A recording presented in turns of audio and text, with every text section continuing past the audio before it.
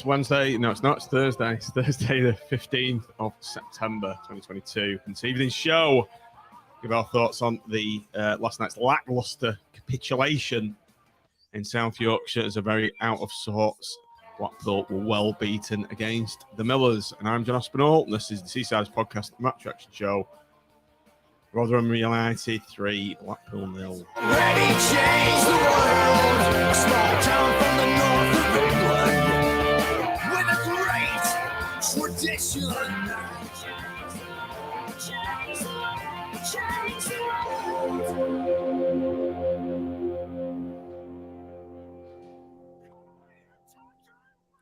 Good evening, everybody. Welcome back to the Seasiders Podcast. As Peter Dixon's just said, evening all. This should be fun.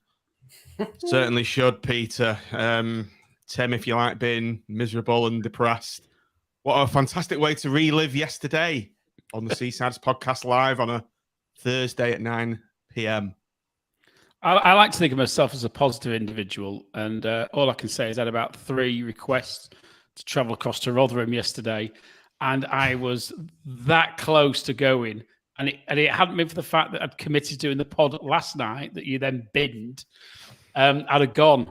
So thank you, John, for telling me I was going to do a pod last night. I didn't go. So whilst I was depressed, I didn't have and I believe Sean had a 4-hour journey home because the motorway was shut. Didn't have a 4-hour motorway journey home to dwell on what I'd been watching. So you owe me one then. I owe you one. Here to help. None of us actually. What did Matt? I'm assuming you didn't go. Correct. I have none of our popular journey stories to relate to you, John. I'm afraid because I didn't go. He was meant to be on the pod that you organised as well, which is probably why you didn't go, wasn't it, as well, Matt? No. I was sulking because I couldn't go because of work, but I'll blame John if that helps. Leanne, I guess you didn't either. No, I have a child and a job. No, it's a good enough excuse, isn't it? I did watch it with anticipation. It's Rotherham's away has always been a bit of a.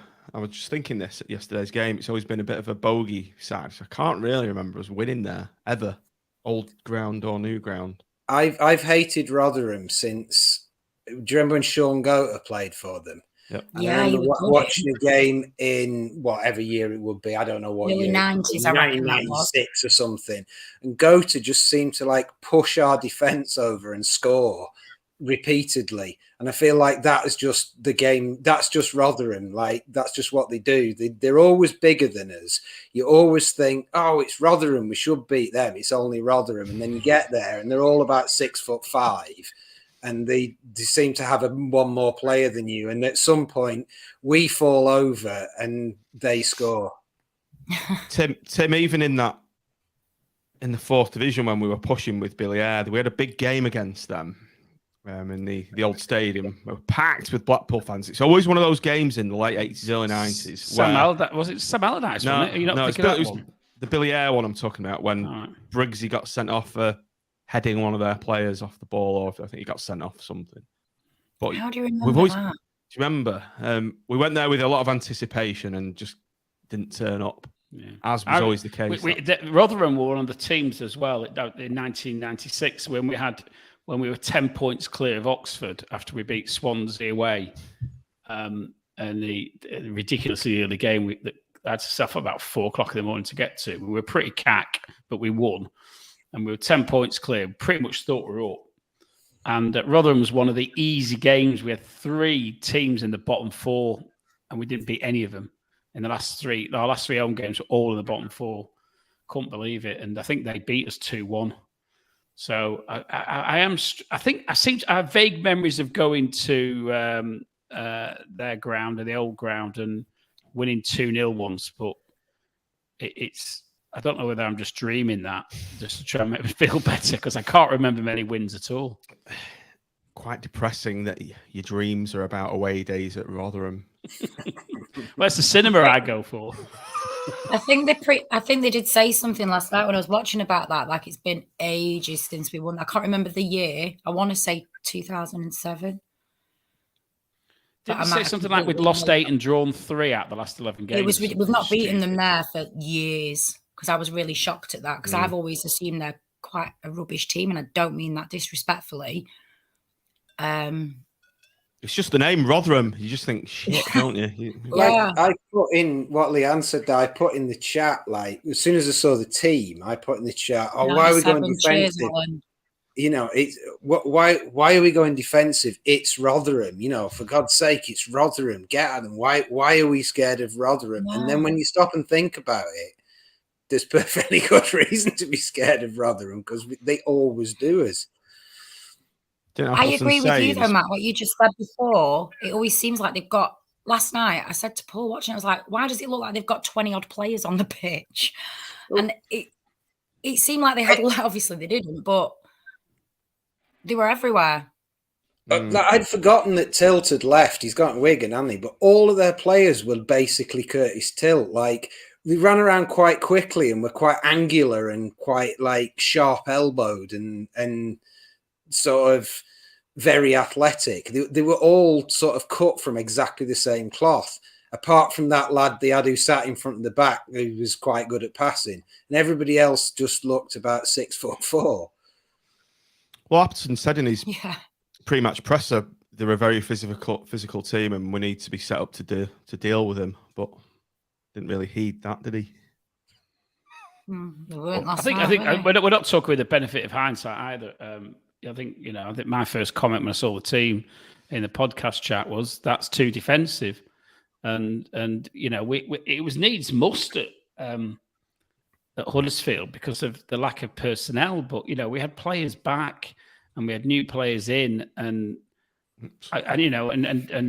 Sean has said, and to a certain degree, it looked like this was the position that Appleton would always play 4-3-3, and yet. I don't want it to turn into a sort of pointing the finger at one player too much, but it almost seems like we're creating a team around Reece Williams to make sure we can play him, whilst not dropping Jordan Thornley because he played so well at Huddersfield, and I just don't get it. Anyway, we'll come back to that. No doubt. I suppose on that, I mean, I put on after the sort of bloodletting on Twitter, I did think that.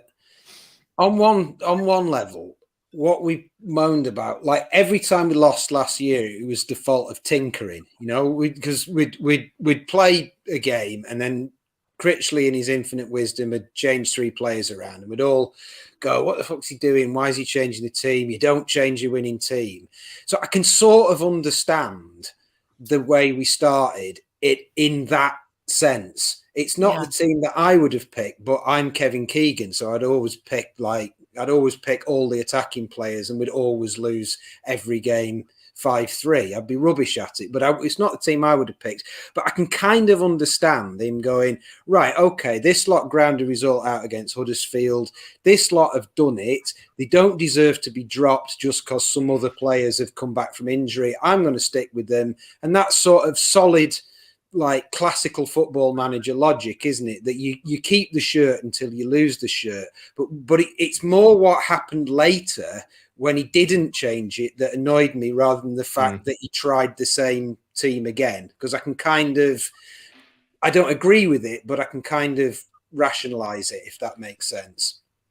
I mean, the lineup was Grimshaw, Gabriel, Ekpiteta, Williams, Thornley, Thompson, Connolly, Dougal, Pervader, Yates, and Corbin. Leanne, if you look at the subs bench, the attacking threat that we've got there, Carey, Lavery, Hamilton, Wright, and Patino. It was a strange lineup, wasn't it? It was. Every time I look at the lineup, at the moment, I'm not a big Williams fan, and someone's just asked, do we have to play him? I feel like we do, because he's don't want to slag the guy off. He's a kid, isn't he? But he's not good. And I feel like Ekpiteta last night he was doing the role of 2 defenders. I mean, I've not been complimentary of him so far this season, because I don't feel I agreed he was missing Keogh. He's not been as confident. Last night, pulled it out of the bag. He played so well last night. Williams, nope. Thornley, I'm glad he's playing. Well, he joined Swansea. He joined Swansea last year, Lion, and I think he started some of the early games. He played 5 games and they never played him again. Who's that, Williams? Yeah, it's at Swansea, and he went and they sent him back in January. Is that right, Tim? Oh, that's interesting. I didn't know that. Let's hope we send him back then, because personally, nothing to do with him being a knobber. He's just not fitting into this team. I'm glad Thornley's getting a chance finally. He makes Ekpiteta worse, doesn't he? Yes, and that's why I feel like last night he proper stepped it up a gear, and he played well at Potato, and I felt the pressure was on him. But last night, the passing back to Grimmy was doing my head in. I mean, they do it quite a lot anyway. But last night, they really put him under pressure a couple of times, passing back to him.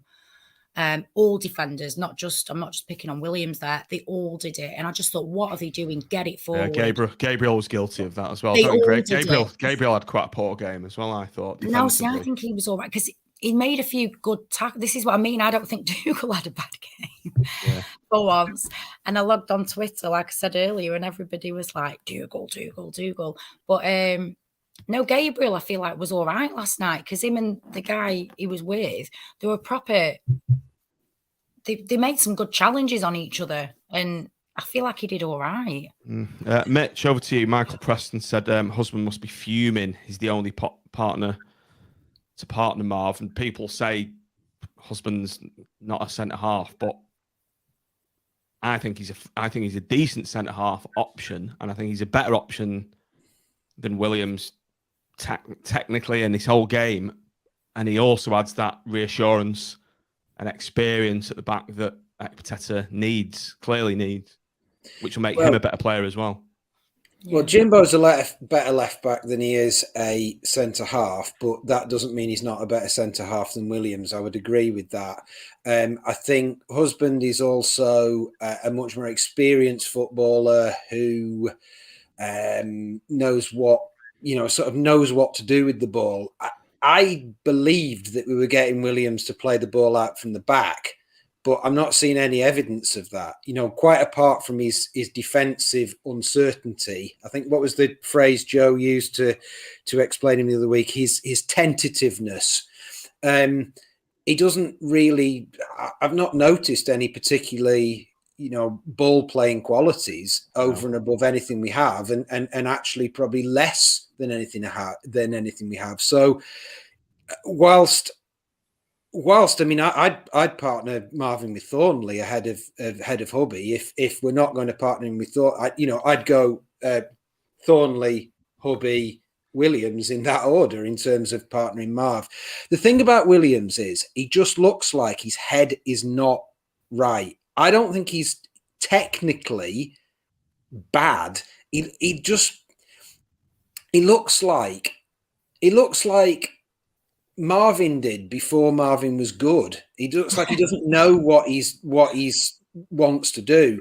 And there was a point last night where I watched him where all night he'd been doing those little powder puff touches he does, like he's sort of trained to play that kind of, I don't know, what I'll call academy football, like get the ball, don't lose possession, sort of do something clever with it. And then there was this moment, I think it was when we were 1-0 down in the second half, there's this moment where he stepped out and I thought, oh, he's going to win this header. And 3 players in front of him, all spread in front of him. And I thought, oh, we're on. When you just get that moment, you think we're on here.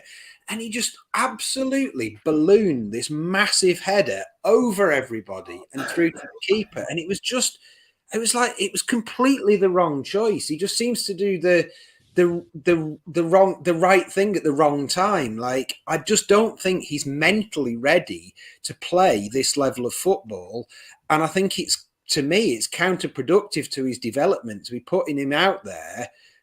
He just looks shot. He's a bit like when Tyrese John-Jules just was kind of stuck. Remember away at Forest where Tyrese John-Jules had an absolute nightmare, and there was one point where he just stood on the touchline looking like it was all going too quickly for him, and everyone was screaming at him, and the rest of the players were kind of looking like what are you doing? Like, play football. And it just looked like, have you ever been at school when you've ended up playing, like when you were in year 8 and you ended up playing with year 11 and it was just too fast for you?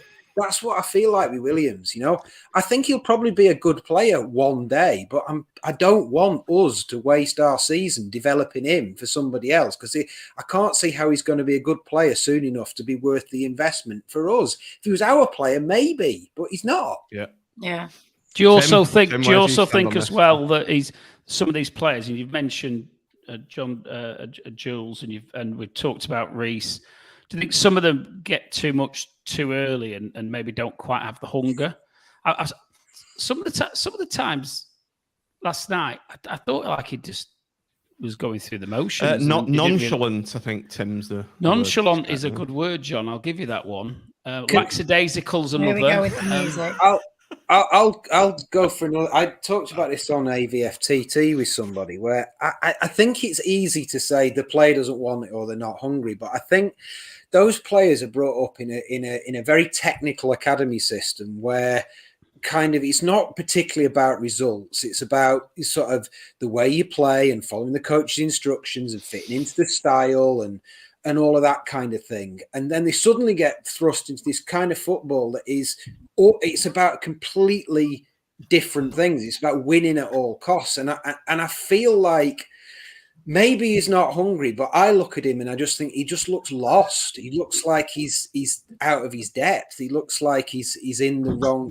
I mean, you might be right, Tim. He might not be arsed, but he just looks lost. And I mean, look, the one that stood out to me, we had, because we actually started. I know we're not really going to spend too much time talking about the actual game for obvious reasons, but we started quite well. And we had a couple of chances, and then they had that chance where their player came in at the back post and to be honest, should have scored. He was like, but I looked at Williams and I thought, you haven't even bloody tried to close that off. Yeah, that was fair enough. That point, and that's where I think, I don't know how much money he gets paid a week, but it'll be a downside more than our lot. And I wonder whether they get some of these Premier League players who actually get the contracts get too much too quick, and they think they're better than they are, and they think they can stroll through a game. And the reality is, in the Championship, you can't. No, I agree. I think he's slowing a lot of goals this season so far. He's been next to whoever's scored, I've noticed, half-heartedly like trying to defend. And I just think, crap. Him and Dougal need to go to League One. Take Maxwell. I was about to call you as my star witness for the defence on the basis of your opening salvos about Dougal. He needs to go to League One. Nick Freshney's just said Casey is better than Williams. From the very brief appearances we did see him, that's a fair point. I thought Casey looked shaky, to be fair. I thought Casey had more about him as a ball playing centre half, but I thought defensively looked a bit shaky. I feel there's a bit of a sense of when a player is out on loan or not in the team, they always become a really great player, but I was never entirely convinced by Casey's what's the word?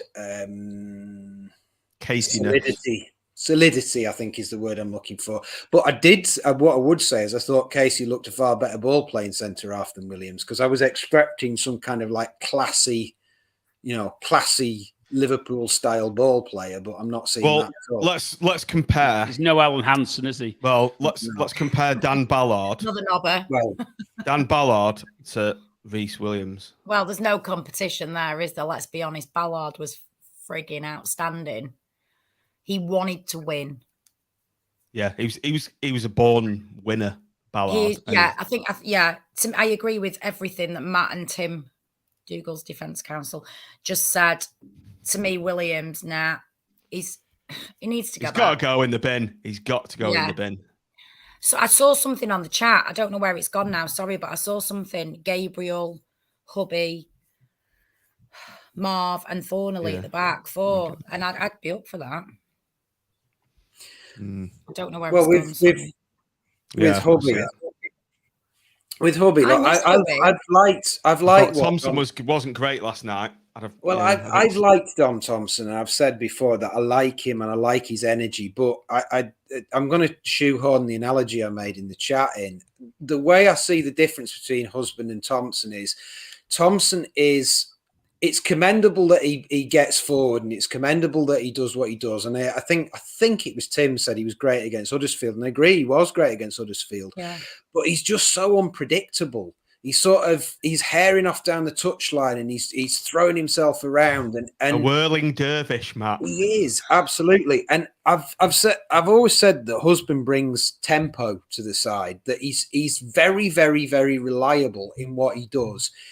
He moves for the team extremely well. And the analogy I used was that if they were drummers, Husband would be like putting out kind of like quite a regular, quite insistent tempo, whereas Thompson's kind of like a jazz drummer where you just don't know what he's going to do next. And it's and I don't for a moment want to bin off Thompson and sort of throw blame at Thompson. I think he's one of the players who's probably put the best shift in this season. But I think there's something about when you've got a defence that's clearly very shaky, having a fullback that's not necessarily the most predictable man on earth is maybe a challenge. And when you've got Gabriel on the other side, who is also the same kind of figure that wants to be up and down the touchline and everywhere all at once, it makes it very hard to then drop into a 3 because they're both doing it. So you know, if you're playing, I suppose, with a 5, you've got the 3 there. But if you're playing a 4, then you can't make that 3 at the back, and you're going to end up 2 on 2 a lot. So maybe this is Apple's rationale for his sticking with his back 3 then. Well, speaking of threes, Tim, we've that's the 3rd time we've conceded 3 goals as well. So Mitch's point is valid there. And I think maybe it's time for Hubby to come in to provide a bit of reassurance at left back. And I don't agree with Appleton getting grief either, because that's, you know, that annoyed me a bit. I do a bit, because where we've actually been very positive about his contribution this season is his willingness to make difficult decisions at a relatively early stage in the game, even though it might cause issues in the dressing room. And those decisions have influenced the game.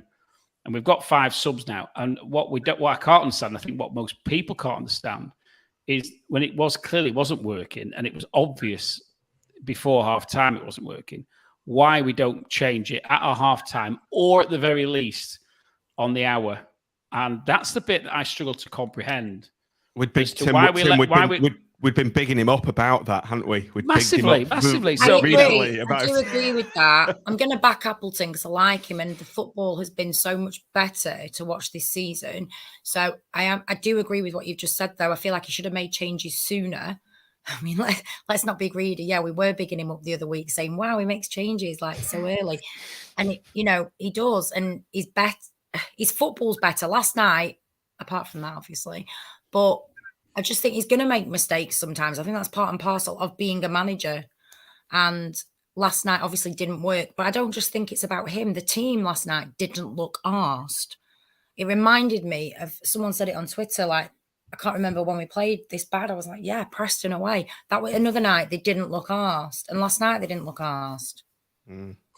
I think that thing was the team ended up kind of like trapped by the crapness of the selection, because it just doesn't work, because there's no skill in midfield. You know, you've got 5 at the back, but there's no skill in midfield to get to sort of get through and feed the little lads up front. So after 20 minutes, you end up smacking it long, but you've got no Gary Medine up front to win the ball. So the ball just comes straight back and repeat. And after a certain amount of time, you've then got a kind of real lack of and he said it in his post-match, didn't he, about a lack of character. You've got a lack of characters in the team to bang heads together, and eventually the heads go down.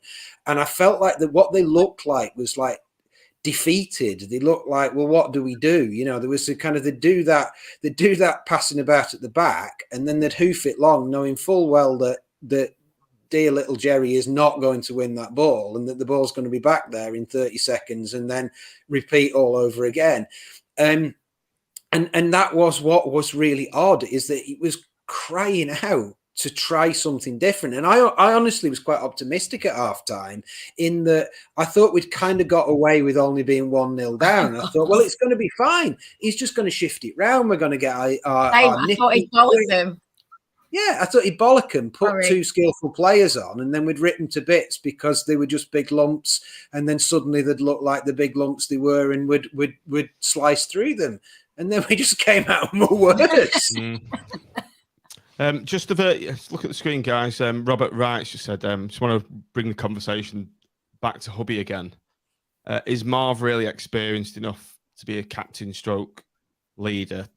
Tim, I've got a bit of a problem with Marv as a captain. I don't believe he's captain material. And I think having that added responsibility takes away from his own game, which he's great at. But I just don't think he's a natural leader. And I think this is another tick in the box to get Hubby back in that starting 11. Yeah. It's a point well made, that, to be fair. I mean, I think Marv thrived last year with a very, very experienced player next to him who was the effective captain of the team, even though Marv might have worn the armband. And Marv could play his own game and know that he could rely on the person next to him. Now he's got to think about who's there, and he should be, you can, as night follows day, it would be Keogh pulling them out, keeping the line, keeping the shape, making sure that people are picked up, making sure that, we spring the offside trap when we need to spring it. And that's gone. And, I don't think we could actually have stayed in the way of him going, to be fair. And I don't think that would have been an appropriate thing to do. But with not having replaced experience with experience, I think we've created a double problem for ourselves, in that we've put somebody in there who is inexperienced, who's learning the game, who's looking for guidance. But the person who he looks to for guidance really is a player who thrives on receiving that guidance himself. So I think we've it's like double jeopardy. We've multiplied the problem by getting rid of Keogh and parachuting somebody in who needs to be taught, and that Marv isn't, like John said, Marv isn't the person to do it. I don't think he's captain material, and I don't think he ever was captain material. He's kind of been thrown into that position, hasn't he? And I agree with that, Tim, completely. I don't do that. Don't do it very often. Well, Tim there you go. He's far better looking. God, yeah, keep Tim up there. I'll go. Yeah, I think he's been thrown into that position, hasn't he, a little bit? And he did all right last night. I just feel, I do think Hubby has got that sort of, what's the word? Take no shit, authority. Yes. So I feel like he would be better there with Marv to give him that push he needs, as opposed, what Keogh probably did. Yeah. Someone look at what Dawn's just said. That's another good point. Dan, sorry. I've always said Marv is a great player, but he's not a captain. Someone else put about there it is. Dan again. Can't drop Grimmy, but Maxwell is the only leader in a squad now. Keogh has gone. That's another good point. Well, look, I really like, I don't know Jimmy Osborne, but as a human being, from what I've seen of him in interviews and sort of bits of stuff, he just strikes me as somebody that I would respect, because he seems to have a really good blend of a decent sense of humour and a smile on his face and a bit of fun about him. But at the same time, he looks really pissed off when we lose. And do you remember the pre-season? I think it was Leeds pre-season. He was on commentary with Chizzy on the stream. And every time we conceded, he sounded really annoyed.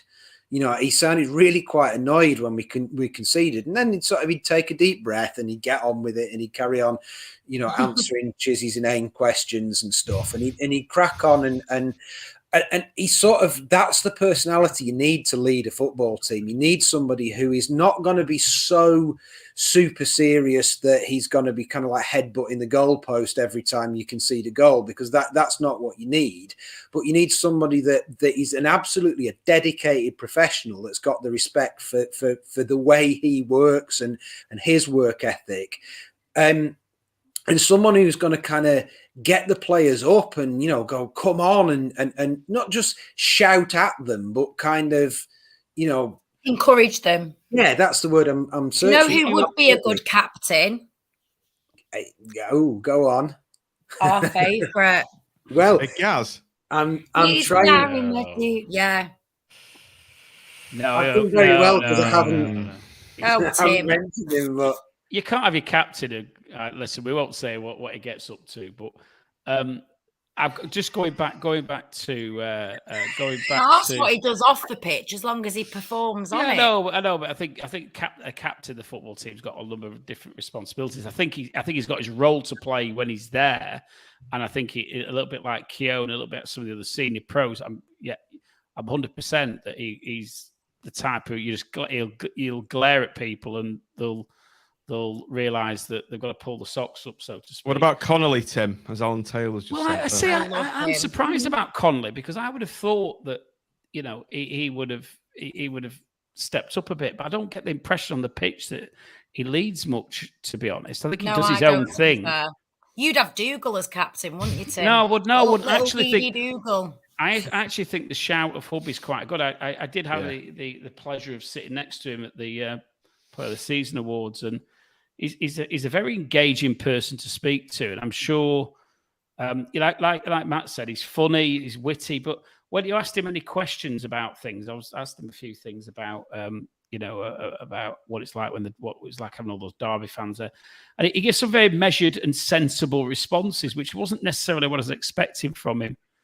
He's a very articulate footballer, which isn't always the case, as we all know. No, one of my favourite. Cool. Sorry, go on, Liam. Sorry, I was just going to say he seems cool. That's all I was going to say.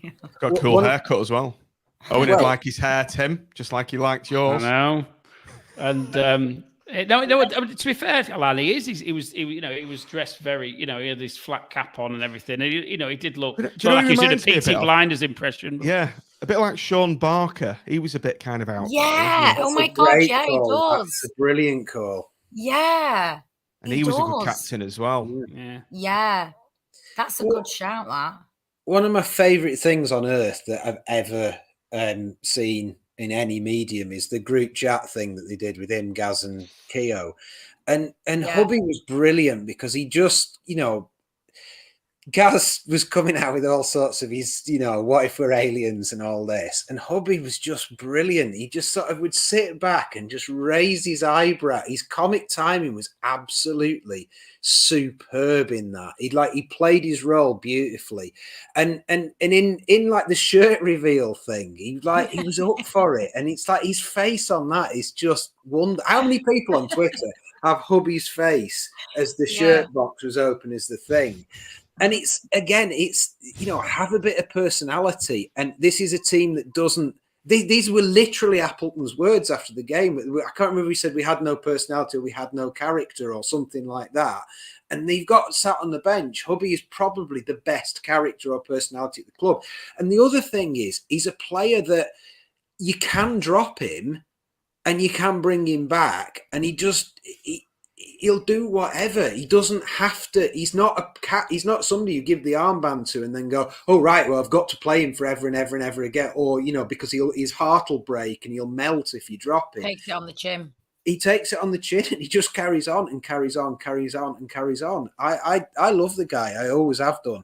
I absolutely love the guy. When he was under Larry, and Larry sat with that stupid formation with just husband on one side and about 6 players on the other, and he ended up playing 2 positions at once, and he just bombed up and down and got on with it. An idiot shouted at him because they couldn't. It was too hard to understand that he had 2 positions to play and the right back didn't. And he just got on with it, and he never moaned, he never whinged, he never gave anything back. He's cracking.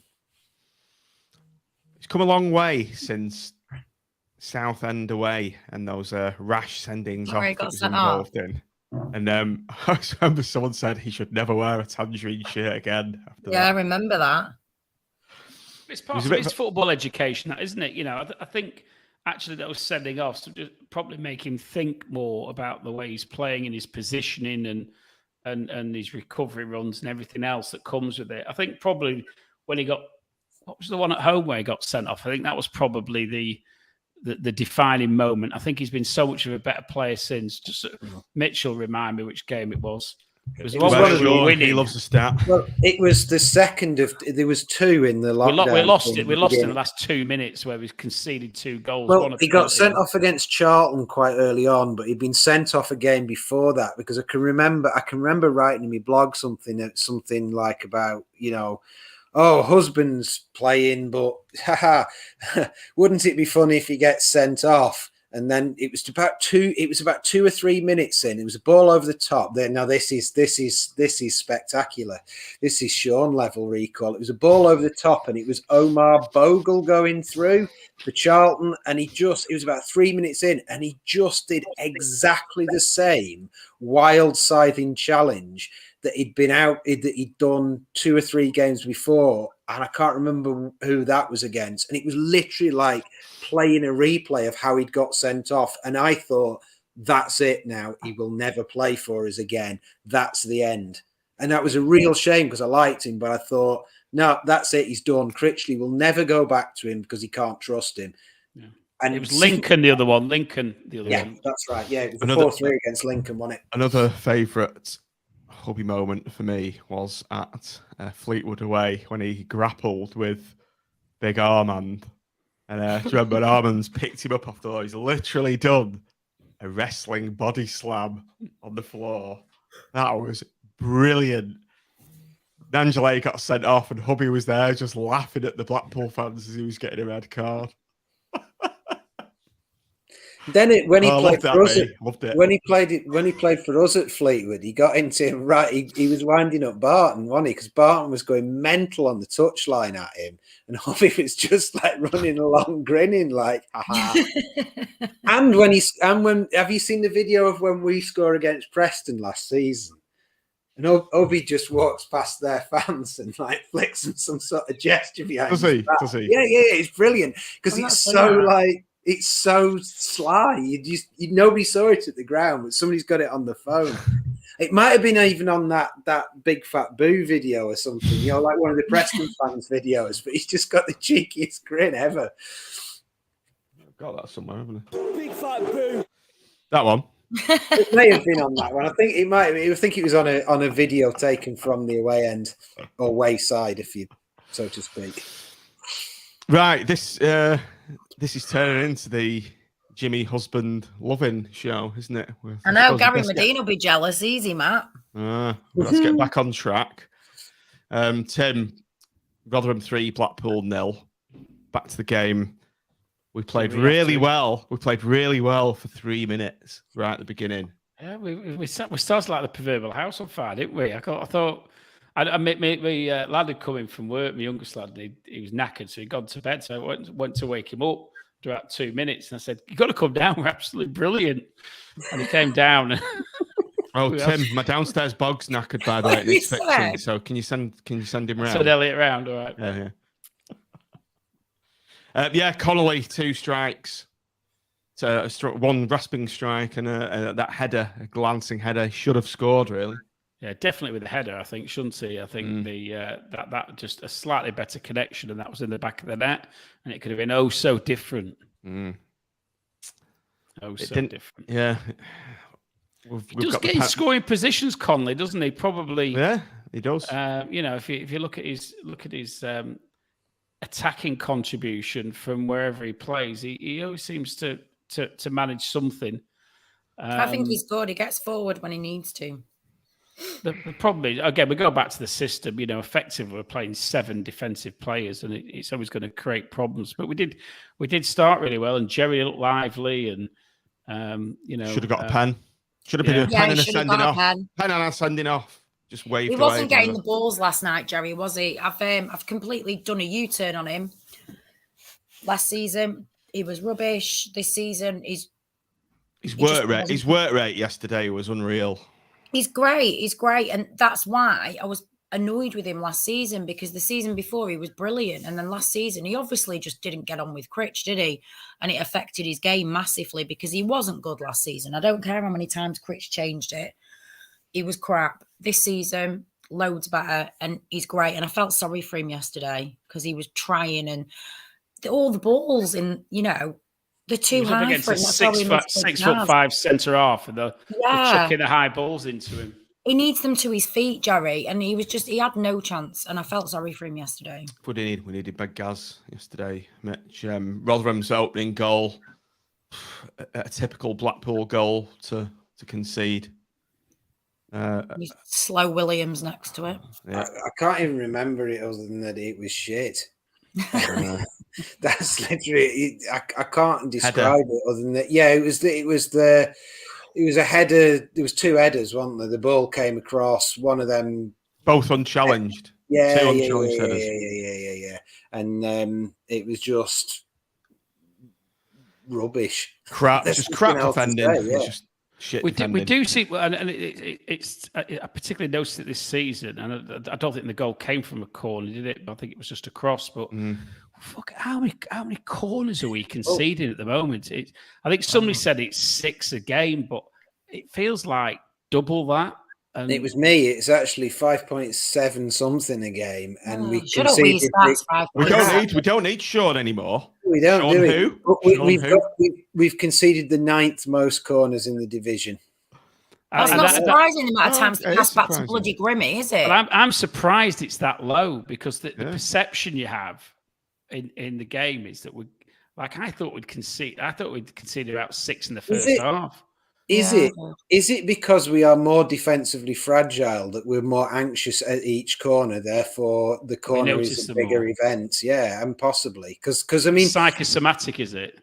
Well, say what you like about Critchley, but he could organise a defence, and you never really felt like, oh right, we might get gubbed today. You thought, well, it might be a terrible game there's no football played because we nullify the other team, and we might lose 1-0. But until right at the very end when it fell apart, you never really went into a game ever thinking, yeah, this lot will batter us.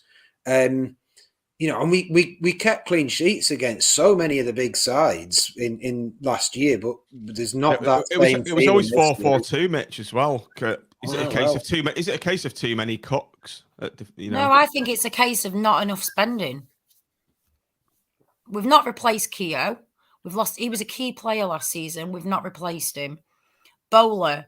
I know we've got 2 on loan, but they're on loan, for fuck's sake. What's going to happen in January or end of the season when they all go back? We're going to have like half a team, and that's why I don't blame Appleton, and I don't big up Critch for that. It's a case of we've not replaced the players, and that's not Appleton's fault. I feel like some of the players are trying the hardest, but he's not been given the money to spend. Well, I think that's definitely true, but I think it's also systemic, because I think Critchley's whole point was you start from the back and you try not to lose the game first, and then maybe you'll win it. Whereas I think Appleton has a different let's go and win the game approach, maybe last night accepted. But yeah, I mean, I would agree that Keogh is an enormous loss, and it troubles me that, when we look at who are the key players, they're not our players, and that's problematic. We've got to get Hobby in, Keogh. Yeah. For me. Can we invite Appleton to a podcast so we can grill him? Tim, go and boo him. Go and boo him in the stadium. Yeah, that's what we need to do. Is go up to boo him. Then we'll get an audience. Tim, you were very critical about the substitutions. Wasn't you doing the booing, was it, Leanne? No, I don't. I've always gone by then. Oh, yeah. Donna Smith. No. Tim, substitutions. Obviously, you're going hard on Appleton, as everyone was, about not making a change at half time. First change has come on 57 minutes. Pervader hopped for Lavery. It wasn't the kind of change that we wanted. It was like for like. It didn't change the system, and it didn't really have an effect. It was incredibly frustrating, because obviously when you've got Wright, who comes with lots of plaudits from Leicester, and you've got Patino, and we know we've seen glimpses of what he can do, then the obvious the obvious change. I think, to be fair, I think Pavida was probably, because he was 50-50 in the first place, wasn't he? So I wonder whether he'd run his course in the game anyway. But yeah, I didn't necessarily object to Lavery coming on, but what I did object to was the fact that we're still not changing the shape. We're still not actually addressing the underlying issue as to why we're playing the way we are doing. And that wasn't anything to do with Pavida or Lavery. It was the system. The system was just creaking at the bones, to say the least. We made a further change after that. Patino coming on for Connolly. A bit more of an attacking intent. Mitch, didn't work, did it? No, and I didn't understand. I didn't understand either of the changes because, I mean, yeah, get Patino on the pitch by all means, but he of all those creative players, he's the one that likes to sit deep and sort of run it from deep. And I had no idea why we didn't get more numbers in midfield and more attacking intent on there. Why did we leave the centre back who's having another mare on and swap around the attacking players for basically kind of like for like? I know. Patino and Connolly aren't like for like, but Patino does quite like to occupy that space in front of the defence. He likes to come deep, pick the ball up and move it forward, either with a long pass or moving. And it was like, get Carey on, get Williams on, get more players in that midfield zone, get more players up there. There's still the same problem. Patino can play a beautiful ball, yeah, definitely, but you're still playing a beautiful ball quite a long way at a little lad. So I really didn't get the changes, and the only conclusion I could come to in terms of substitutes that would sort of explain Appleton is that actually some of them weren't fit. You know, that they're on the bench and they're not fit, because I didn't get why he hadn't made those changes. For the life of me, I can't understand why Carey wouldn't be fit to play 45 minutes. He's only been suspended. I saw that. I kept saying that to Paul. Well, if you've got two players who can do 45 minutes, now you've got 5 subs, you could play in 45 minutes each. And actually justify doing that with the number of subs you've got. If you 100%. Think neither can do the full 90, you could say, right, well, you're playing the first half and you're playing the second half. We'll keep the same system, keep the same shape, and you hopefully keep the energy levels up. I'd blackmail them, though. I'd be like, right, but you can stay on for the second half if you play well. And if you don't, I have to do it with my daughter every morning. I have to blackmail her with something. So I do it with the players. If you play well, you can stay on. If not, half time, you're off. We get Hobby, them, wouldn't they? Hobby as captain and Leanne as team psychologist. And without a doubt. I need my wife now. You could do the Calderwood role. They come in and just sort it all out. Oh, where's he these days? Managers like that in every job, though. You have the nice manager and you have the shit, not the shit manager. Good cop, bad cop. Yes, but it's like bad cop. They come into work, they're horrible. Everyone hates them, but they get the fucking job done. And then they fuck off after 3 months. That'd be me. All the board need to do is just play with Pinot Grigio. I don't drink Pinot. I drink Favion, darling. Okay. Play with a bit of white wine and send you to the dressing room at half time and job done. Only a bit though, because then I'd fall asleep. We've seen that. And it's not because I'm a lightweight. My daughter was up at 3:30 this morning. Ooh. 3:30. Right, football. Anyway. Where did we go? They scored twice in the last 10 minutes. That was disgusting. Yeah, it was. Yeah, it wasn't against them enough play. It was coming, wasn't it? And it was no surprise when they popped those 2 in. Grimmy's first fault he's ever made for us. I thought that third. Yeah. When you've got shit defenders, what can you do? Oh, can't beat them, join them. I don't know if you're familiar with the site Who Scored, which I don't want to give away where I've been getting these statistical nuggets from. But I think what sums up the thing very well is it says match summary, Rotherham, strengths, and it has 4 strengths listed. Weaknesses, it has 2 weaknesses. Blackpool, strengths, and it just says in italics, brackets, team had no significant strengths. and there's nothing written there at all other than that, which I think sums up that game. And I've literally never seen that when I've gone on this site. It always says something like, something really dull, like played quality angled passes into the far third of the pitch or something, because it's just an algorithm producing it. But even the computer couldn't find anything positive to say about that performance. Quite Nothing. upset that they didn't even find Eggy P on there, to be fair.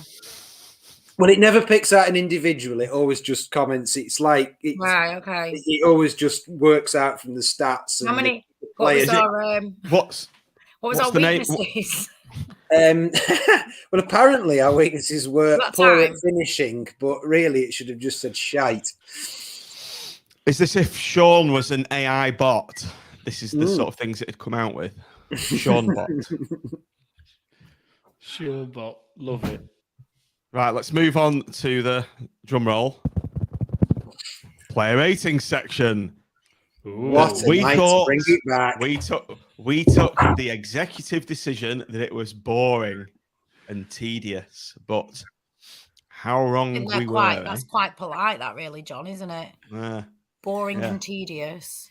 And what a thrill it will be to do on this night of all nights. You asked for it, you got it. Exactly. Put a poll out. Everyone wants it back, so let's go from 1 to 11. Starting from the top, Tim, you can have Grimmy. One mistake. Apart from that, was he solid?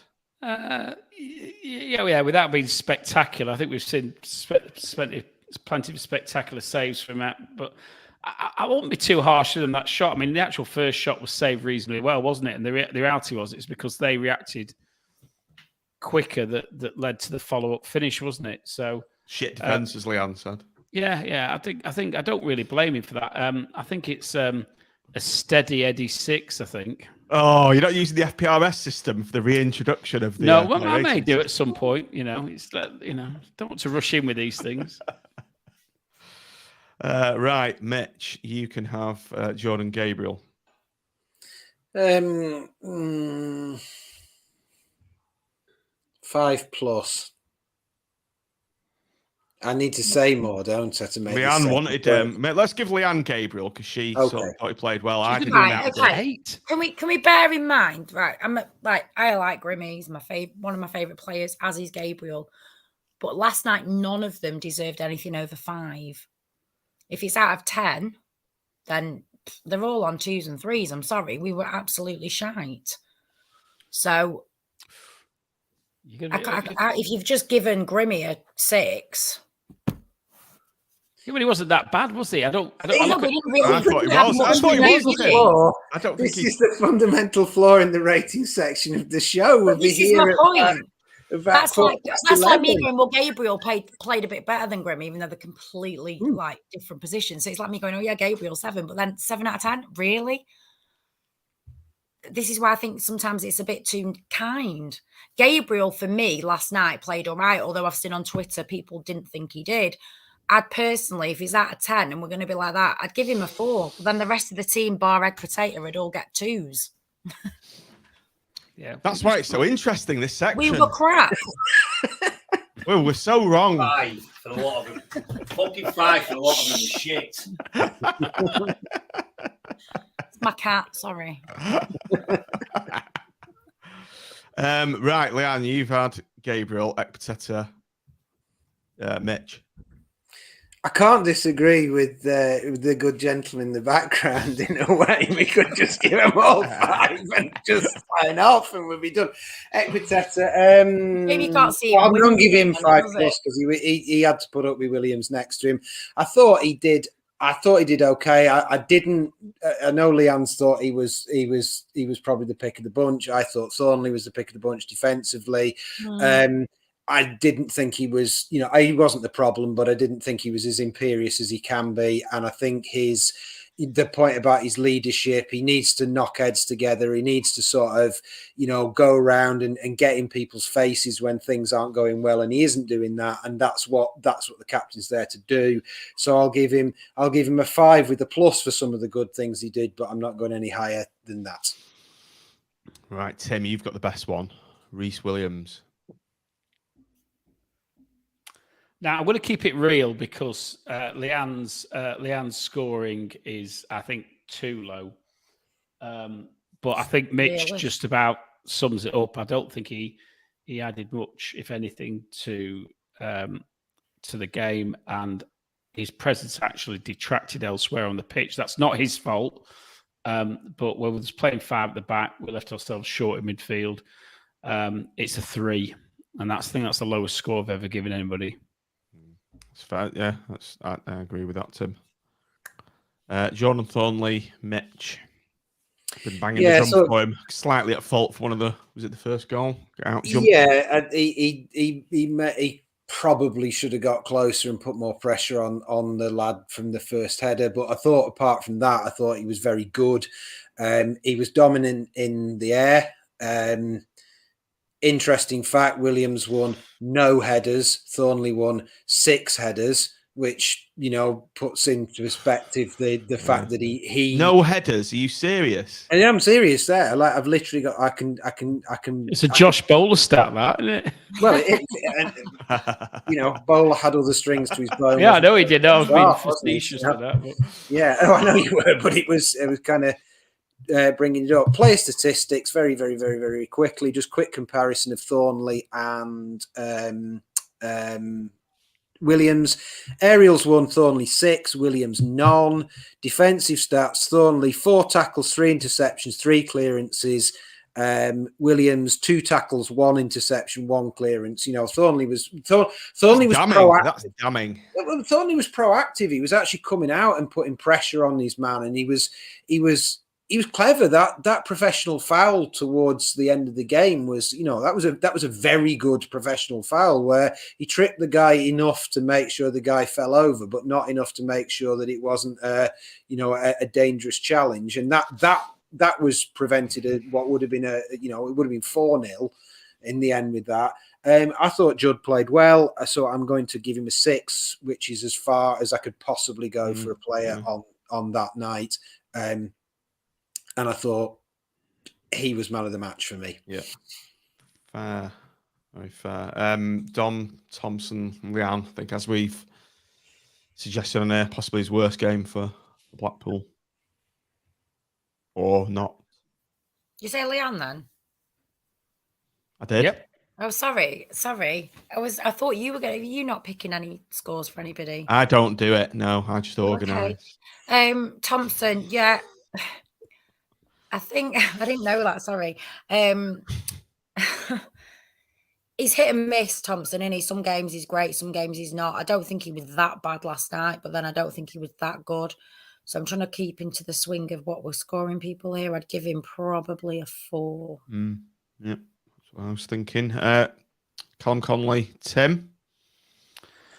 Yeah, not one of his better games, was it? But I don't think he was one of the worst players out there. I think he was a little bit unlucky to get hooked first, to be fair. Again, I think we go back to the structure thing. I think it's a 5+ from me. And that's quite a poor score for me. I don't normally score that low. Mitch, Kenny Dougal, we've not really talked much about Kenny, have we? And he was a kind of a big talking point across the fan base. Super Kenny Dougal. He actually gives the ball away with quite a lot of regularity when you look at it. Dougs, I'd give him a 5. I didn't think it was his best game, but 5, 4+, 5. I don't think he was the problem per se. I think the thing is about Dougal that you'll get a limited range of things out of him. And if you put the right players around him, that limited range of things will be extremely useful in your team. But if you expect Dougal to run the game, I don't know how many million times I've said this on the pod, if you expect Dougal to run the game, then you're not going to get a good performance out of him because you're asking him to do things he wants. And as I've said at least 3 other times, it's like trying to play Gary Medine on the wing. I think Peter Dixon thinks we should score them both 2s and 3s. But... Yeah, I agree with Pete. To be fair, for me, Dougal would have been a 3. But yeah, but you see, you're asking off with a 6. We can't. We've established the level. If it's like asking Marv to play on the left wing it ain't going to work. You know, they're basically Is asking. Dougal both, not a midfielder? He's a defensive midfielder, and when there's only two of them, they've got to push on, and it doesn't work. He's best played when he's best playing as we've spoken about In League One. as the water carrier who basically mops up behind two more advanced midfield players. That's his game, breaking up play and giving it to the people who can be more. He's had a lot of partners though, hasn't he? Let's be honest, and like we still haven't seen that oomph. Well, he's played for me on probably 4 or 5 games this season, a very, very reasonable standard. That's my assessment of him. I don't think yesterday was his worst, but it was always good at his worst. It's weird, isn't it? I don't think yesterday was his worst as well. I don't think Dougal was It's a game of opinions. I know it's strange. I don't think Dougal was horrendous last night individually. I just thought that he just kept getting the ball and then there was absolutely nothing for him to do with the ball. And he gave the ball away quite a lot, but it was just no out balls. He's had no out balls, and he's under pressure because he's overrunning midfield. And he's not good enough to be that player that gets the ball, and turns and beats 3 players. If you give the ball to Wes Hoolahan in that situation, great. He's gonna dribble through 3 people and play a beautiful ball. But if you ask Wes Hoolahan to play a defensive midfield role, that's going to be a bit of a disaster. If you ask Andy Morrison to kind of skip through a midfield and beat 3 players and pop it in the top corner, he's not going to do it. He's going to crunch and reduce. I don't know. He probably headbutt a few along the way. Yeah. But you need to play players as what they are, and Dougal was not played in the position. Connolly and Dougal in that formation together, without Medine making that make sense, then it's not going to work. That system works when you play Medine because he can hold the ball up front and add a degree of creativity up front and make time for people to. And I think it's wrong to slate Dougal and reduce him and everybody saying Dougal's shite, because like I've said, blame the manager. Manager. The system didn't work. Blame the manager for not recognising that ultimately. Yep. But he can. All managers will make mistakes at some point. If he does it for the next 4 games in a row, then we can really get on his back and start questioning. But people make mistakes. That's when you start sharpening those knives. Right, Tim, Jan Pervader. Jan. I was really, really excited when he came in with his little cameo at Blackburn, and it's just been okay for me ever since. I just don't. I was really, really excited when he started. I was expecting more, and I keep expecting more, and the more might still come, because most certainly against that little thing at Blackburn, he looked like he had some of it in the box. So 5-. Jazza Mitch worked his socks off. Top. Yeah, I think there's not a lot to fault with Jerry, is there? So probably if we've gone with a 6 for Grimmy and Judd, I think Jerry probably deserves a 6. I don't think he did much wrong, and I think he ran as hard and as much as a human could possibly run on a football pitch with very little joy. So yeah, we'll give him a 6. Leon should see this section out. Corbeneau, I think someone described him once as his feet. His brain doesn't know what his feet are doing half the time, and I think that was one of those performances. Sometimes than what he means to be. I like him, but I feel like he's better coming on as a sub.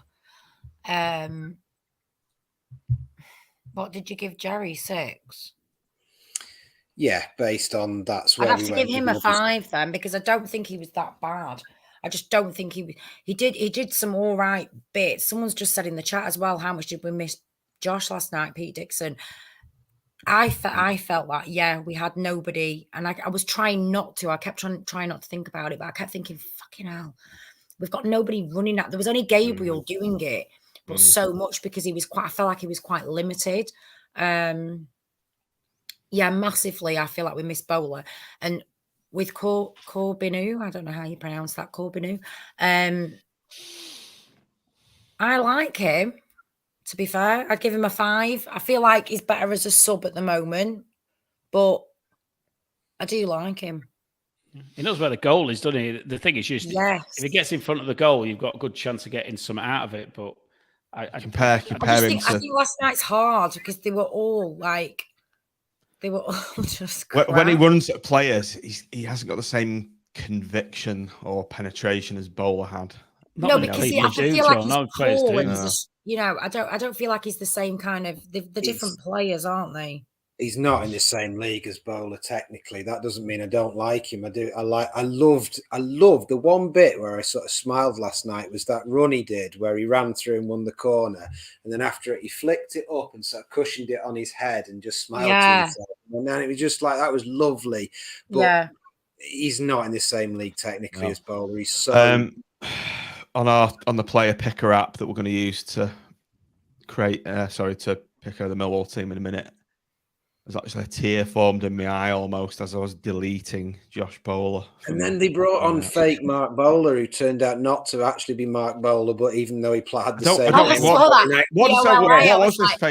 What was this fake Mark Bowler stuff? Well, it was another lad called Bowler who played left back. Was it really? It's spelled differently, yeah. Yeah, and but then it just meant as we were 3-0 down, and the commentator was just going Bowler. Yeah. Bowler. I noticed that. Like, oh, it's like a piss off. Just rubbing it in now. Right, someone, Chris Shaw's just asked in the comments, manager score. Let's bring that as well back. Manager rating, Tim. Bit harsh on Appy to bring this section back after this game. Yeah, it's not. He'd have had plenty of good scores in other weeks, but he isn't getting one today. Is that because they wouldn't let him spend any money, or because no? It's because he's making the best of what he's got. No, a manager has to make the best of what he's got. So, bearing in mind the tools at his disposal, the obvious thing to do at half time for anybody was to change the shape, and we didn't. And we didn't change it, I don't think, until the 82nd minute. And that's unforgivable. It's earlier than 82nd minute. We didn't change the shape till then. Oh, sorry. I thought you said a personnel. player. We changed the personnel, but we didn't change the shape. Right. Okay. We kept 2 in midfield. So it's a 3 for me, unfortunately. I thought it was tragic that we didn't change that at half time because I think we'd have got a result. Mitch, considering we've been so free and easy in our dishing out of the plaudits for Appleton and changing it when it needed to be changed, it was just bizarre that he didn't do it in this game when it was blatantly obvious to everyone watching that it had to be changed and he didn't do it. I gave Critchley a 1 once, and I'm struggling to work out why I would give Appleton higher. He definitely loses marks for wearing the body warmer, and to be honest, we've managed an hour and 8 minutes without pointing out the obvious. That's why we've lost. That's why we've lost and gone shit. He's worn the body warmer. He says it every week, to be fair. Whenever we're crap, he goes, it's the body warmer. Well, it is the body warmer. He wore the. I can't remember what the other game. He's only worn it twice, and we've been really boring both of them. Yeah, it's the body warmer. So that was a stupid decision. I thought we were okay for the first. I could see for the first 15 minutes, like had we scored first, that might have been quite a different game because it sort of, and we nearly did. I don't think it is as bad as the performance I gave Critchley a 1 for, which was one of those. I think it was one of those League One games where it just looked like Critch hadn't even bothered to think about how we might attack. So I'm going to give him a 1, a 2. FPRS it 1+, 2 minus. Yeah, 2 minus. 2 minus. I don't know why I'm giving him any marks. But you gave Williams a 3. Yeah, but he's been told what to. He can't influence the game in the same way Appleton can. And Appleton keeps putting him there. He's done it every other game. Every other game he's made. Well, listen, we've been giving him plaudits. Making the best of what he's got. No, he didn't. He didn't. They were on the bench. I know. I'm trying to stick up for him. I know, but just give him a break. We've given him loads of breaks in here. Listen, any other week he'd have been on 8s, 9s, 7s. It's just unfortunate timing for him that we're reintroducing the ratings section. I feel sorry for him. And fundamentally, this is why I'm uncomfortable with the ratings section, because it reduces everything to a number, and we end up going, Michael Appleton's a 2. And actually, that's a very reductive thing. But if that's what the public wants, that's what the public gets. Right, Leanne, your turn. Give him a 5 if you give him a 10. No, I'm not. I'm going to give him a 3.5. Very generous. FPRS translation, Tim? 3.5. It's just slightly better than crap, isn't it? No. Well, use your own system. How does that score translate in your own system? Well, what do you mean? How's it score? How's it translate? Is it a 4- or a 3+? Yeah. 3+. Thank you, Matthew. She said 3-. I did. She didn't. 3.5. Jesus Christ. I must have been distracted by the comments. Hashtag thicko. Thank you. Right, let's move on to news. We said we'd only be doing 45 minutes, didn't we, Mitch? And on the chat, Leanne's yawning, so we better. I'm not. I've got a cramp in my foot. I was going. Oh, right, okay. Right, let's go back to last weekend and just briefly discuss. Obviously, very sad with what happened to the Queen. The complete blanket ban of football by the FA when every other sport went ahead irked me. That's you putting it mildly. Particularly with grassroots being told they can't play. And one particular thing that annoyed me was the fact that we haven't been given the opportunity to come together as a community, go to Bloomfield Road, pay our respects for the Queen in our own way. I think it'd have been a brilliant tribute for us all to come together in our communities, supporting Blackpool, our grassroots teams, denied by the FA. And it really pissed me off, that. It was a stupid reaction. I think the problem is once they've made it, they've got to stick with it, haven't they? But I mean, listen, I'm no great Rangers fan from the point of view of all the sectarian rubbish, but you saw last night. I mean, the UEFA said you're not allowed to play the national anthem, and they just stuck 2 fingers up at it and did. I loved a fantastic pictorial display on the main terrace of the Queen and the Union Jack, and then gave an impeccable minute's silence and a rousing rendition of "God Save the King," and didn't affect Napoli, and who participated, and it was absolutely fantastic. And maybe we wouldn't quite have gone that far ourselves. I don't know whether we would or we wouldn't, but we've not been given the opportunity. And even like last tonight, wasn't it? Was it last night? Salzburg at Chelsea have failed a lovely banner saying, which was sort of very fitting. And it just felt wrong. You sort of like sat there on a Saturday twiddling your thumbs. The pubs are open, the shops are open, rugby's played, cricket's played, racing's on, and football's. Yeah. Do you know? I'll be honest, and I said, this isn't a Liverpool slag fest, but I think part of the reason the Premier League pulled it was because they were concerned about how Liverpool fans were going to react and how it might appear, and then I think it snowballs from there. I think that's really weak, though, because look, this is what we're talking about. Whatever we feel about royalty, monarchy, state, and all of that, is we're talking about the might of the state and the head of state versus, about 20 Scousers booing or something. Like what are they scared of? So what if some Liverpool fans boo or chant for a bit? so what? That's vastly outnumbered by the fact that literally 99.999999% of everybody else is respectful of the occasion. Why are they so scared? And it's again, I agree with that. you know, I do think it was to do with policing, though, as well. I think they just shit Yeah, I themselves and suppose so. thought, we're not going to be able to manage this. I would have personally loved it going to the game and everybody having the minute silence and singing the national anthem after it. 'Cause the whole country would have done it. It would have been the same time.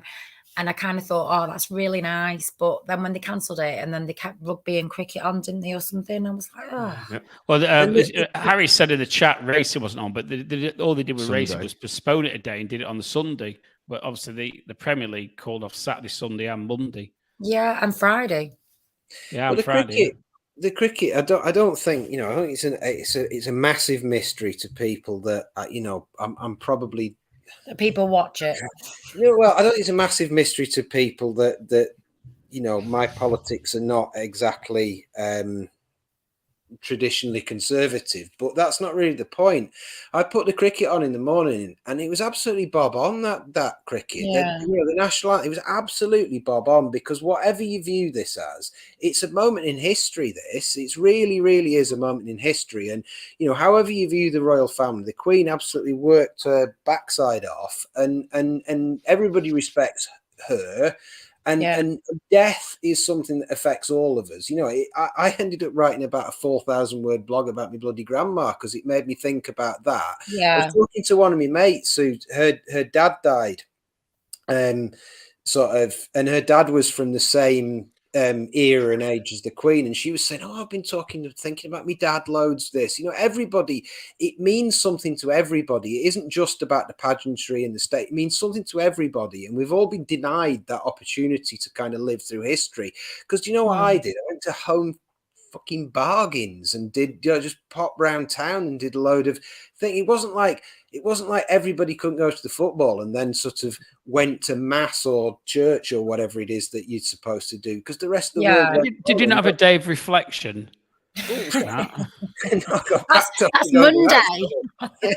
Got packed off to go and do housework, but it just didn't make any sense that it was like, oh, look, football's been all respectful, but everything else is open. Like when I went into town in Lancaster, there was a band on in the town square, and it was like nothing had happened. Yeah.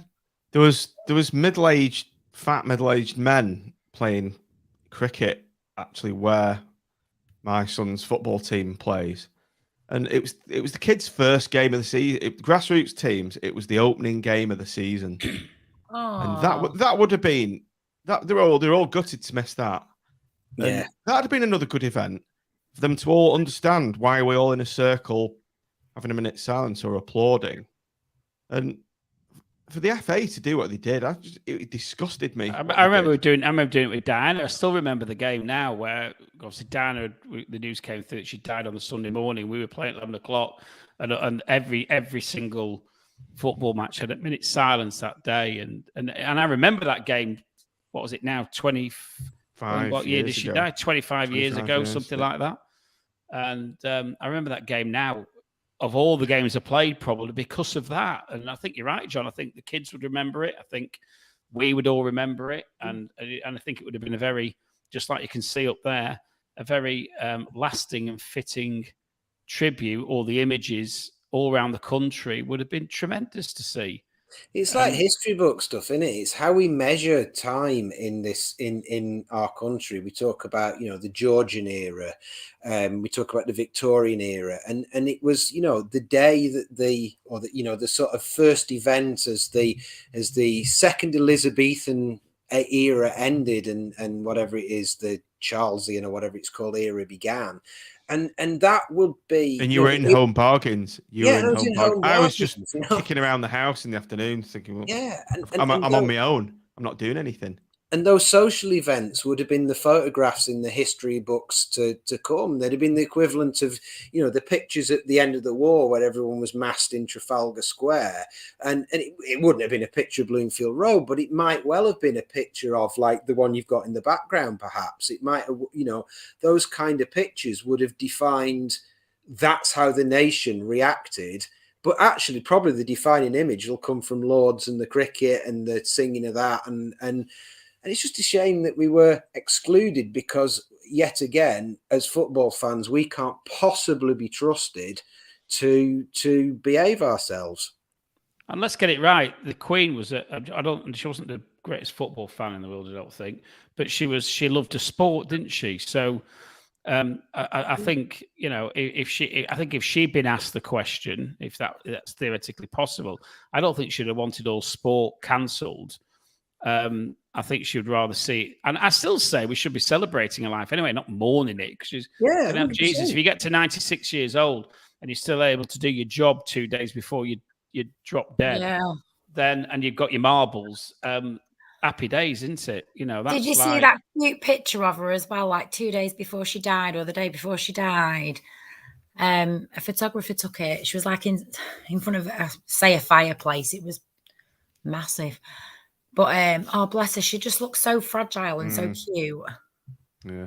She looked just like my nan. When my nan had the same thing where she just looked exactly like my nan.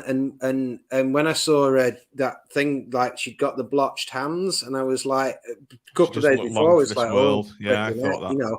It's exactly the same thing happened to me nan. And I just don't get this idea that it's, and people are entitled to that view, but I don't get the idea that it's respectful to cancel something that she, I don't think she was a massive football fan, but clear she liked big events and big sporting events and sort of, she was all up for that sort of thing. I don't get why if when me nan went, I'd have said I wasn't going to then do something out of respect. Me nan would have probably clipped me around the ear and went, "Don't be back and enjoy yourself." And I quite liked the Queen because she seemed like that, Mm. Anyway. When we eventually get to do it, the moment's gone because the funeral's on Monday, and the moment has gone. And we haven't got a home game now until October. 3 weeks. Yeah, it's ages, isn't it? 1st of October. I did last night. Though, they did sing the national anthem, didn't they, and have a minute's silence. So I did join in that. Oh, it was weird as well. Singing the national anthem is not God Save the King, but there's another bit in it where it's save him. I'm not going to sing it because send him victorious. I'm really jealous. Save his Victoria. Yeah, and as I was singing, I actually said it, but I was like, oh, that's weird. So it's a bit, but it is. It's like when sound dead old now, but in like hundreds of years when people are doing history lessons at school, it's one of them, innit? Yeah, we're living in a massive moment in time. Yeah, with coronavirus and now this, it's like proper. We're going to be one of them people. We're going to be. It's going to be one of those. It's on the syllabus, isn't it? It's going to be on the syllabus. Yeah, and if we're still alive, then it'll be like, oh my god, this old dear Leanne, she's like 95, and they'll be dragging you into the schools to talk about it. Was live. This is Leanne. She lived through COVID. She was there on the turning of the Elizabethan age. And she hated fucking Kenny Dougal. This is the biggest thing. She saw Blackpool's number 14, Gary Medine.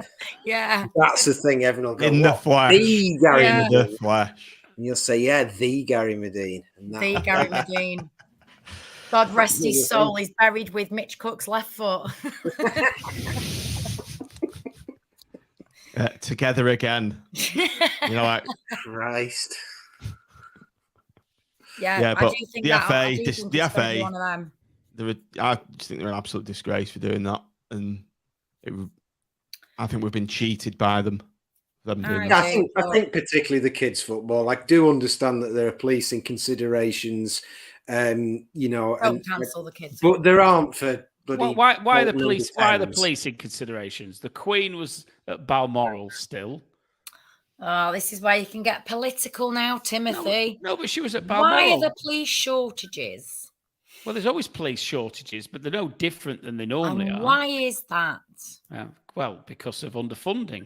And why is that? What we're trying to make out? Why would I? No, I'm just trying to say it. Just everything leads back to political, doesn't it? Yeah, but I don't think there was. The point I'm trying to say is, I don't think there was police shortages on that weekend. There might be this weekend. So my thinking with this was they did not. It was. This all comes from the Premier League because the Premier League are the puppet masters to the to the FA. The Premier League did not want their brand damaging by Scousers. Liverpool fans. It's Not true. Scousers, it's not Everton. I Didn't want their brand just damaging Liverpool, by not, Liverpool to fans. fair, not I- A Everton. small section of Liverpool fans doing what they do. And that's what it all comes down. And ultimately, it all boils down to money. And us as football fans being the lowest of the low of the food chain. And the Who's point- ever heard of a what was it? What do they call it? A moment of silence, not a minute's silence, because that's what they did for the game against Ajax. They didn't call it a moment. Is that right? A moment of silence. They didn't call it I've a never minute heard silence. They said it's a moment of reflection, a moment's silence, and it lasted 25 seconds. I didn't And know as that. soon as they started, they blew the whistle and got on with it because they can't keep the gob shut. Never have been able to. That's awful. Well, isn't the irony also that, those clubs that made the decision, those sort of elite Premier League clubs that made the decision on the basis of their brand identity, they're making decisions about how we as English or British football fans should pay our respects for the death of our head of state. And yet they're all from anywhere else but Britain. There's an irony in that, is there not? A delicious irony, if you will. Or a rather bitter irony, perhaps, John. Okay, we're on an hour and 26 minutes. Have we got time to do Millwall? Let's do the team really quickly. Bang it out. Come on. I'll disconnect that. So we've got Millwall away on Saturday. Obviously, it is going ahead, which was a... Just put the team up. I need to pour myself another glass of wine for this. Well, I'm drawing this out because I can't share two screens at the same time, and I'm speaking really slowly just so I can operate. While you're doing that, let's us argue about what formation. I know it's on. Right, it's on. Millwall away. Right, Not that Grimmy in goal. formation. Change the formation. Formation. I think we should do 4-1-4. It's not on the list, Leanne. Sorry. You haven't got enough 4-3-3. players on there, have you? About to say? Oh no, it's Fine. off the edge of the page. Do you want me to get our heads off? Right, let's not argue, Grimmy. Yeah, Yeah. Grimmy, move. Right back. Gabriel picks itself, doesn't it? Yeah. Right. Let's do left back. Hobby. Or should we do left side? Hobby. Hobby. Thompson's dropped. Yeah. Yeah. Yeah. A bit harsh, but It's not possibly, harsh, is it, when you shit? No, he's only had one poor game. He's actually, I think, he's played He's not all right. really, has he, Tim? That's like saying Dougal's just had one crap game. Well, he probably has only had one crap game. But we're not okay, Tim. We're not dropping. Right, we're not. Children, let's stop fighting. We're not dropping Thompson because he's been crap. We're bringing in Husband because he adds leadership and bite. There we go. There you go. Positive spin on it. Yes. Marvin Thornley. Yeah, Marvin Jordan Thornley. Marv. Absolutely. Right, based on the fitness of our midfield, Clary. I'll go Carey too. I'll go Carey. I would say in the 8 role, but he's a 7 here. But Carey, yeah, I agree. Patino. I agree too. Yeah. I'm going to be controversial and say Dougal. I'm I going to think say Will Connolly. Sully. I'm going to say Connolly. I'm with the majority, Connolly, even though he's a defender. Don't matter. Let's Officially. try him. He can play anywhere. Put him in And goal. he's a leggy League One donkey, so the former leggy League One donkey known as Callum Connolly. who we relegated to League Two once. Up front, Yates. Yeah, Corbinu. Jazz is when's Big Gaz back? I He's don't back. know, but I I don't think think he's got he's one shit, more is he? game, and he's not playing in a 4-3-3 anyway. Oh, hang on. Yates, Corbinu, Lavery. Hang on a minute. Hold your horses. We've got Pervader to consider here. Lavery, CJ. Vader can come on. Yeah, I'm going Lavs wide left because I think we missed that like tenacity. Right. He's I not the agree. greatest technical player, but he makes things happen by being in the face of defenders, and we didn't have that. Jerry picks himself, and I think probably is there any debate about Corbinu playing or No, not? let's Who have else him. could play? Yeah, no, I think he deserves to go to the bench, Corbinu. Because Who else? I think Pavida's a really good option on the bench as well. Right, Yeah, we've missed I- Right out, but again, like Pavida, bring them on when we're doing shit. I'm not down with Corbinu starting. Well, you're not. Who do you want? Yeah, who's the Jan. option? I want Jan. I'm Yeah. not Offers averse more. to Jan. He's more direct. Okay, I'm happy for you to put him in. I'll vote No, but for you. it's not a Putin style autocracy. It's a democracy. I'm No, happy to bring Corbinu on a sub either. So Tim. I'm Tim. happy with I that. think Corbinu has the ability to change the game from the bench. yeah, I Yeah. agree with that. Right. So Yeah. I think he would. So I would definitely see him playing a part in the game, a significant part in the game. So Paveda makes the starting lineup, and Lavery. Are we agreed on the left? Yeah, How far is Beasley off being back? I mean, it's I don't know. He Jesus broke it. Didn't he not break his leg? He broke He's his foot.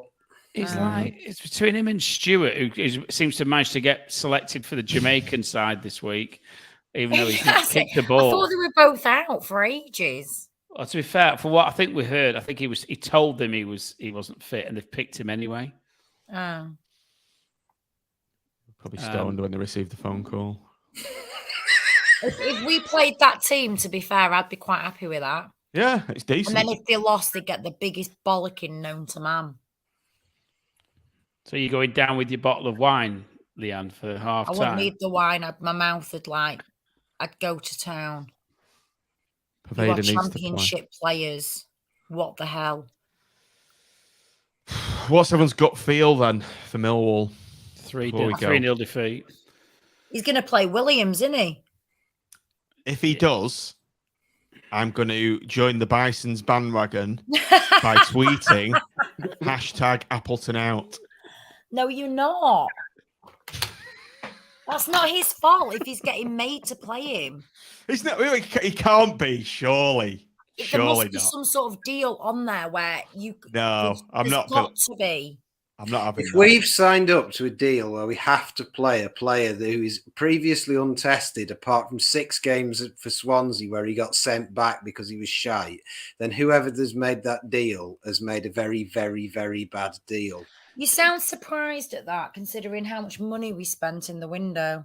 The other thing I saw it mentioned, I don't know it's completely off kilt, but there was a suggestion that when Sterling was here last year, that if we didn't play him, we had to pay a higher contribution towards his wages than if he played. Seriously.